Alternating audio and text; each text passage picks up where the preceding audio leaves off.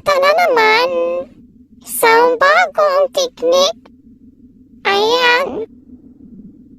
Gumawa siya ng sabitan ng tuwalya gamit yung Julin. O diba simple lang? Ito pa, lagayan ng tissue. Yan. Kung may mga kahoy kayo dyan na pwede pa namang magagamit, ayan o, tignan nyo yung ginagawa niya.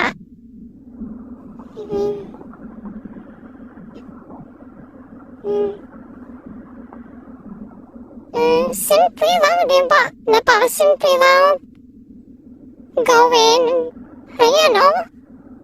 Yan, simple din yan gawin kung gugustuhin. Ayan. Madaling pag